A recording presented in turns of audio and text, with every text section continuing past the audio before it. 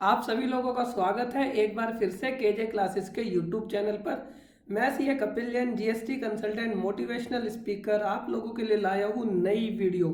हाँ जी, आपने थंबनेल बिल्कुल सही पढ़ा। 20 तारीख के बाद, 20 अप्रैल 2020 के बाद आप ई वे बिल इशू नहीं कर पाएंगे।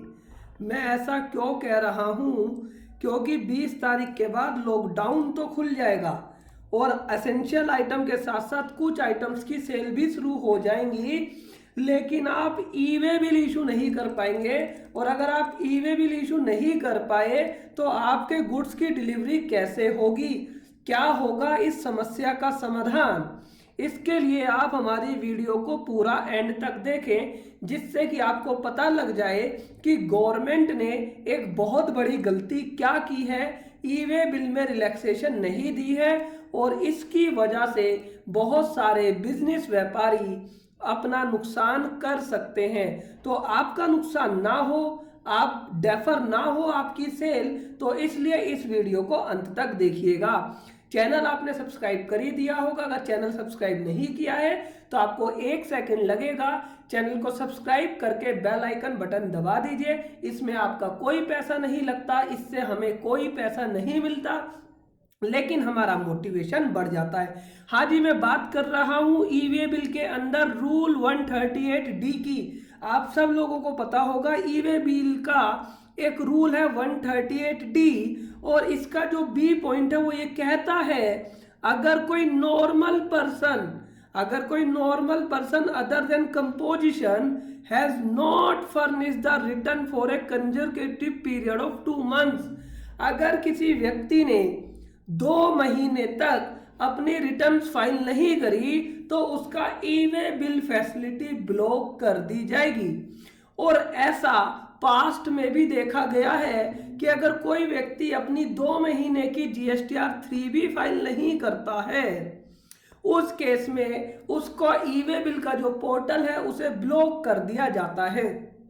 अब आपका भी पोर्टल ब्लॉक हो जाएगा। मैं ऐसा क्यों कह रहा हूं कि अब आप मेरी बात को समझिए। हम बात कर रहे हैं फरवरी 2020 की, हम बात कर रहे हैं मार्च 2020 की।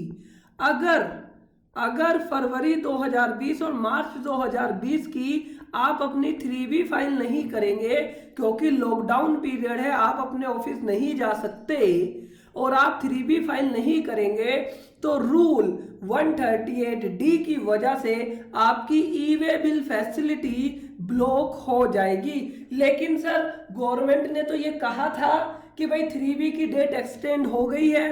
तो मैंने अपनी पहली वीडियो में भी आप लोगों को बताया है कि भाई जो नोटिफिकेशन आई थी 3B की डेट के लिए, उस नोटिफिकेशन को ध्यान से पढ़िएगा। उस नोटिफिकेशन को अगर आप ध्यान से पढ़ेंगे तो यहां पर ये नोटिफिकेशन डेट को एक्सटेंड करने के लिए नहीं आई थी, ये यहां पर सिर्फ लेट फीस को हटाने के लिए आई थी। इसका मतलब फरवरी, मार्च, अप्रैल की जो डेट्स हैं वो अभी भी वही डेट हैं जो ओरिजिनल होती हैं, बशर्ते बस उस पर लेट फीस नहीं लगेगी अगर आप वो 24 जून से पहले फाइल कर देते हो। तो यहां पर गवर्नमेंट ने इसके अंदर कोई रिलैक्सेशन किसी व्यक्ति को नहीं दिया है। गवर्नमेंट एक तरफ तो ये कह रही है कि भाई आप अपनी रिटर्न फरवरी और मार्च की जून के महीने में फाइल कर देना, लेकिन यहां पर ई वे बिल वाला जो क्लोज है इसमें गवर्नमेंट ने कोई रिलैक्सेशन नहीं दी है। तो यहां पर बहुत ज्यादा नुकसान हो सकता है। जो अपना बिजनेस 20 अप्रैल 2020 से कंटिन्यू करने की सोच रहे हैं, तो अगर उनके अकाउंटेंट ने, प्रोफेशनल्स ने फरवरी की रिटर्न और मार्च की रिटर्न फाइल नहीं करी होगी, तो यहां पर ये जो सिस्टम है ऑटोमेटिकली, पास्ट में देखा गया है, आपका ब्लॉक कर देता है ई वे बिल की फैसिलिटी। तो सर, क्या इन्होंने इस तरह की फैसिलिटी के लिए जो एक नोटिफिकेशन आई थी, नोटिफिकेशन नंबर 35, क्या उसके अंदर कुछ नहीं कहा? मैंने कहा अगर मैं नोटिफिकेशन नंबर 35 को आपको पढ़ाता हूं तो वहां पर इन्होंने लिखा था कि सब चीजों की डेट को एक्सटेंड कर दिया गया है, लेकिन इसके अंदर ई वे बिल की डेट जो सेक्शन 68 में ई वे बिल आपको इशू करना होता है, जो उसके रूल है सेक्शन रूल 138 138 डी, उसमें कोई भी चेंजेस नहीं किया है। इसका मतलब यहाँ पर उन लोगों के साथ बड़ा अन्याय है जो अपना बिजनेस लॉकडाउन में शुरू करना चाहते हैं, तो उन्हें यहाँ पर जबरदस्ती ये रिटर्न फाइल करनी पड़ेगी। अगर आप लॉ को बारीकी से देखते हो, बारीकी से पढ़ते हो, तो ये चीज सामने निकल कर आती है कि गवर्नमेंट ने हर चीज के अंदर रिलैक्सेशन दे दी है, लेकिन इस बात के लिए रिलैक्सेशन नहीं दी। तो अगर आपकी भी फरवरी और मार्च की रिटर्न अभी सबमिट नहीं है, तो आप एटलीस्ट 1 महीने की रिटर्न सबमिट कर दें, जिससे कि आपके ई वे बिल की फैसिलिटी ब्लॉक ना हो। अदरवाइज मेरी रिक्वेस्ट है गवर्नमेंट से कि भाई आप लोग इस मैटर में भी कुछ चीजों को सोचें, और ये जो रूल नंबर 138 डी है इसमें भी थोड़ी सी रिलैक्सेशन दे, क्योंकि अभी तक ऐसी रिलैक्सेशन किसी भी नोटिफिकेशन में, किसी भी सर्कुलर में देखने को नहीं मिला है। और ये दिक्कत अब 20 अप्रैल 2020 के बाद ज्यादा आएगी, क्योंकि 20 अप्रैल 2020 के बाद फरवरी और मार्च 2 ऐसे महीने आ जाएंगे जिनकी रिटर्न हमें फाइल करनी थी और हमने उनकी रिटर्न फाइल नहीं करी है। आप लोग मुझे कमेंट बॉक्स में लिखकर बताएंगे कि जो मैंने आपको ये बात बताई है क्या ये बिल्कुल ठीक है, क्या आप भी इसी तरीके से लॉ पढ़ रहे हैं। और अगर आप को ये वीडियो अच्छी लगती है तो मुझे कमेंट बॉक्स में लिखकर बताना, हाँ सर आपने जो इंटरप्रिटेशन निकाला है ये बिल्कुल ठीक है। और साथ में मुझे ये भी बताना क्या गवर्नमेंट को इस वाले केस में हमें रिलैक्सेशन देनी चाहिए थी या नहीं चाहिए थी, क्योंकि रूल 138 में आप रिलैक्सेशन हमें दो, और यही सेम दिक्कत कंपोजिशन वालों के लिए भी हो सकती है। हालांकि कंपोजिशन वालों में तो अभी 2 क्वार्टर ऐसे नहीं होंगे, तो उसमें ज्यादा टेंशन वाली बात नहीं है।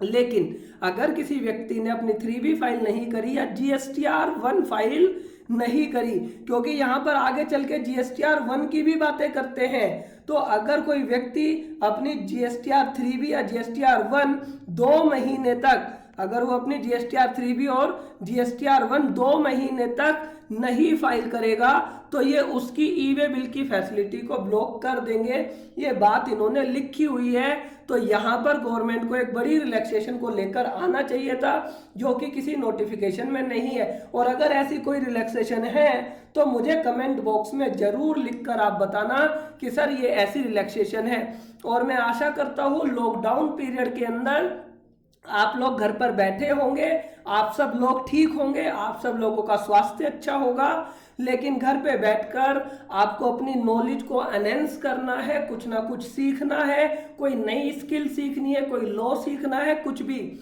और अगर आप GST सीखना चाहते हैं या इनकम टैक्स सीखना चाहते हैं तो आप हमारी पेन ड्राइव क्लासेस परचेज कर सकते हैं।